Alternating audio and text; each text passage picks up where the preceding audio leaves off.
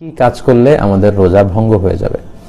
এক নম্বর হচ্ছে ইচ্ছাকৃত যদি কেউ খেয়ে ফেলে রমাদান, ইচ্ছাকৃত খাবার খেলে রোজা ভেঙে যায়।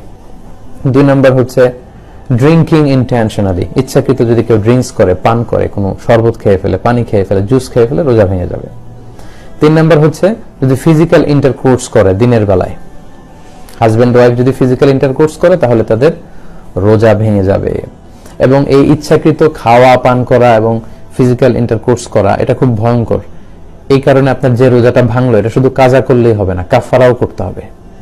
এবং কাফার একটা রোজার কাজা হচ্ছে একটি রোজা রাখা, আর একটি রোজার কাফারা হচ্ছে 60টি রোজা রাখা, 60, আই রিপিট, 60টি রোজা রাখা এবং মোতাতালিয়ান, ধারাবাহিকভাবে, মাঝখানে কোনো গ্যাপ দেওয়া যাবে না। তো এটা খুবই বড় একটা থ্রেট শরিয়ার পক্ষ থেকে এবং বড় একটা ওয়ার্নিং যারা রমাদানের রোজাকে ভঙ্গ করে।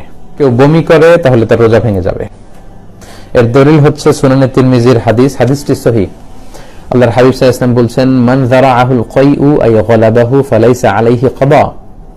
কারো যদি বমি চলে আসে, মানে বমি তার উপর বিজয় লাভ করে, অর্থাৎ বমি চলে আসলো হুট করে অসুস্থতার কারণে বা খারাপ লাগছে, বমি চলে আসলো, তাহলে কিন্তু তার কাজা করা লাগবে না, রোজা ভাঙবে না।